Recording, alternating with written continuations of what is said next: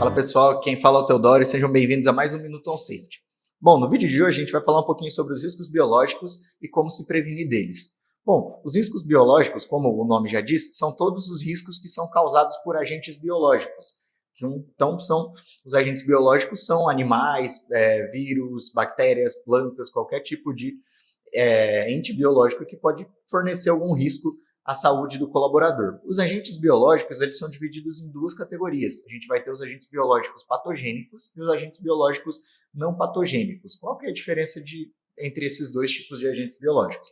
Os agentes biológicos patogênicos são mais encontrados em hospitais, laboratórios, coisas nesse sentido, porque são alguns tipos de agentes biológicos que podem ser nocivos à nossa saúde, que podem causar alguma coisa patogênica, podem causar alguma patologia, ou seja, são vírus, bactérias, fungos, protozoários que podem causar doenças. Então, esses tipos de agentes biológicos são os patogênicos. E a gente tem os agentes biológicos não patogênicos, que são outros tipos de agentes biológicos que são mais encontrados em ambientes externos. Então, por exemplo, o pessoal que trabalha com agricultura pode se deparar com um escorpião, uma cobra, algum tipo de animal peçonhento ou até outros tipos de animais, né, como um cachorro, algum outro tipo de animal, que também fornece riscos aos colaboradores.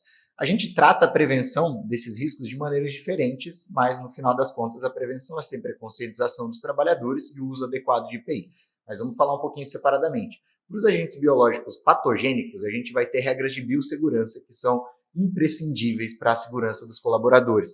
As regras de biossegurança, elas envolvem coisas como o armazenamento de agentes. Então, um exemplo, locais em que vacinas são desenvolvidas, hospitais, indústrias farmacêuticas, a gente precisa ter um armazenamento adequado de qualquer tipo de agente patogênico. Então, às vezes a gente tem um vírus ali, às vezes a gente tem amostras de sangue, amostras de alguma coisa, de algum paciente que pode ter sido consultado ali no ambiente. Tem que ser devidamente etiquetado, organizado e armazenado da maneira correta. A manipulação desse tipo de coisas também tem que seguir regras completamente rigorosas e são imprescindíveis. Então, o uso de EPIs na hora de manipular esse tipo de produto, esse tipo de material é também 100% do tempo imprescindível. Então, tem que estar usando luva, tem que estar usando máscara, tem que estar usando óculos, touca no cabelo, o jaleco.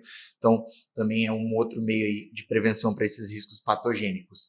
Fora treinamentos e capacitações extremamente importantes para esse tipo de agente quando a gente está falando deles. Para os agentes biológicos não patogênicos também vamos ter o mesmo sentido, né, os mesmos tipos de prevenção, uso de EPIs, capacitação e conscientização. No caso aqui a gente vai ter EPIs diferentes, então trabalhadores que trabalham na roça, por exemplo, vão usar uma bota de cano longo, e caso eles forem ser mordidos por uma cobra, por exemplo, a bota vai impedir que isso chegue na pele dele, que a mordida pegue, ou por algum outro tipo de animal. Vão mexer alguma coisa, manusear alguma coisa ali com a mão, tem que estar usando a luva. Então, é muito importante o uso de EPIs para ambos os tipos de agentes. Conscientização, também saber aonde que é possível de ter um animal, saber como se locomover ali no meio do seu ambiente de trabalho, saber como lidar com a situação, é extremamente importante. E capacitação também, treinamento de como lidar com algum tipo de máquina, que às vezes pode ter um animal por dentro, como fazer o seu trabalho da melhor maneira para evitar qualquer tipo de acidente com os agentes biológicos não patogênicos.